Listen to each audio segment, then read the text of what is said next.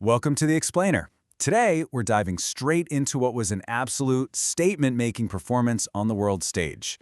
We're going to break down the tactical mechanics behind the Netherlands' clinical, suffocating 2-0 victory over Tunisia. You see, this wasn't just a win. It was a masterclass in spatial control, physical dominance, and just sheer psychological pressure. It's the kind of performance that secured the Dutch that highly coveted top spot in Group F and honestly sent a shockwave through the rest of the tournament. Over the next few minutes, we're going to look closely at the underlying architecture of this victory. We're going to strip away the noise to see exactly how an elite squad dismantles an opponent piece by piece. Here is our playbook for today. 1. Stakes in Group F. 2. First half breakthrough. 3. Second half dominance. 4. The tactical masterclass. And 5. The knockout stages. Section 1. Stakes in Group F. Everything on the line. Before a single ball was even kicked, the tension in that stadium was incredibly heavy, and the contrast in realities between the two dugouts was just staggering. On one side, you had the Netherlands. Their mission was crystal clear. They needed a strong, commanding result to lock down the #1 spot in Group F, which would totally dictate their path through the rest of the tournament. On the other side, you had Tunisia, a team backed into an absolute corner, fighting just to stay alive. Facing one of Europe's most tactically sophisticated and physically imposing squads, they frankly needed a miracle just to survive the group stage. If you just looked at the data, the squad values, and the tactical setups, this matchup appeared entirely one-sided on paper. It was your classic Goliath versus David scenario played out on international football's biggest stage. But, as they always say, football is never just paper. Despite all those pre-game predictions, the algorithmic forecasts, and the tactical mismatches drawn up by the analysts, the reality of the sport happens on the grass. The atmosphere inside that stadium was absolutely electric. The noise was deafening. Both of these teams stepped onto that pitch fully aware that 90 minutes separated them from either total triumph or devastating failure. That unpredictable human element, the adrenaline, the desperation of a team fighting for tournament survival is exactly what makes analyzing these high-stakes matchups so fascinating. It forces the elite teams to not just play well, but to execute flawlessly against an opponent willing to leave everything out there. Section 2. First half breakthrough, establishing control. From the opening whistle, a really distinct tactical clash unfolded.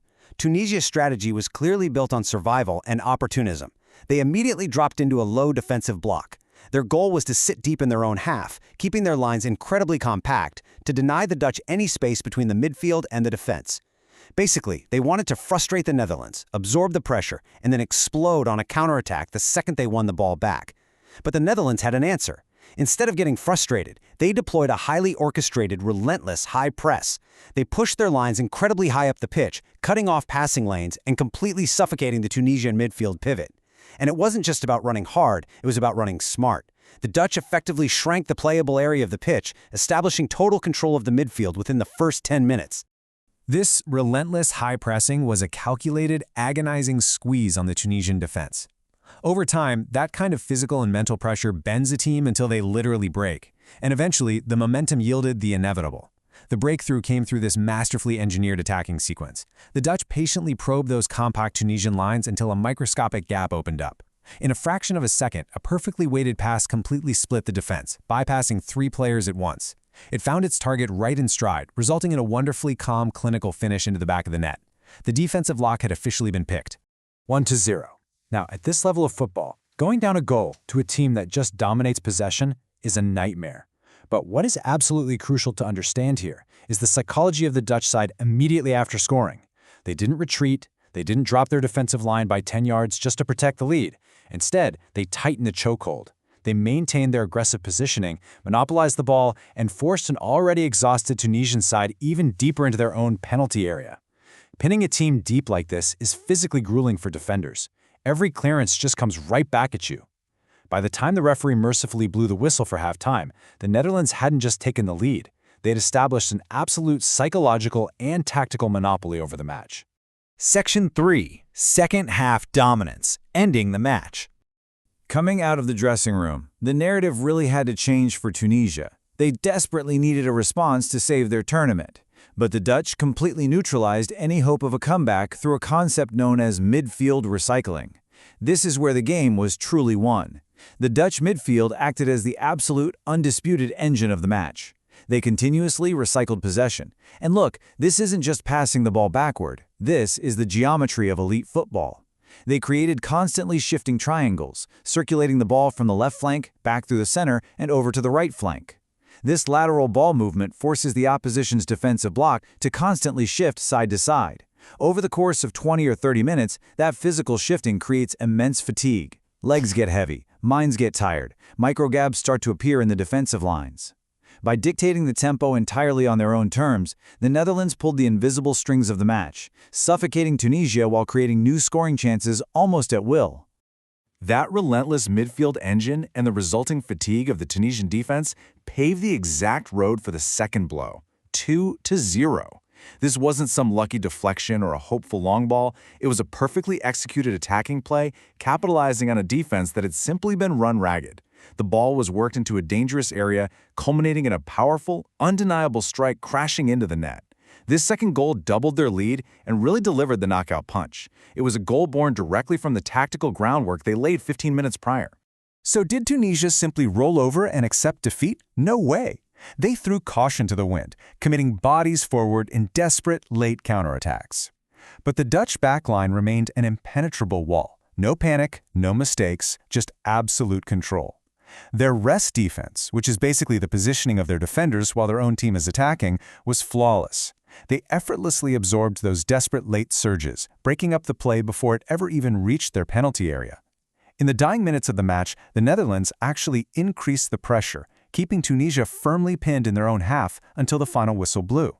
This was a complete 90-minute suffocation. Section 4. The Tactical Masterclass. How they won. So, we've seen the timeline of what happened. Now let's lift the hood on the mechanics of the game and isolate exactly why this was such a comfortable victory. When we distill the match footage and the positional data down, the Netherlands' complete mastery really boils down to 3 core tactical pillars. Let's break them down. Pillar number 1, midfield control. As we just talked about, the Netherlands completely dominated possession and, more importantly, the rhythm of the game. They forced Tunisia into a passive state, making them run without the ball and just draining their energy reserves. The Dutch midfield dictated exactly when the game would speed up and when it would slow down. Pillar number 2, a highly synchronized high-pressing system. This is what truly neutralized the opposition. Tunisia physically could not build up their attacks from the back. The moment the Dutch lost the ball, they initiated an immediate counterpress. They swarmed the ball carrier, cut off the adjacent passing options, and denied the Tunisian attack any oxygen. It forced long, inaccurate clearances that the Dutch easily recovered, starting that entire cycle of dominance all over again. And finally, pillar number 3, clinical finishing. Dominating the tactical metrics means absolutely nothing if you can't put the ball on the back of the net. Your expected goals only matter if you have the ruthlessness to actually convert them. The Netherlands didn't waste their high-quality chances. They were precise, calculated, and lethal. This specific combination, controlling the tempo, suffocating the opponent's build-up, and executing in the final third, that is the exact blueprint of a championship-caliber team. Section 5. The Knockout Stages. Looking ahead. All right, the group stage is a wrap and the points are tallied. Securing that top spot in Group F is a massive strategic advantage for the Netherlands. It translates directly to a potentially easier path in the upcoming knockout rounds. By winning the group, they ensure they avoid other group winners early on, stacking the deck in their favor. But perhaps just as dangerously for their future opponents, it provides them with serious, tangible momentum. You simply cannot overstate the psychological edge in tournament football.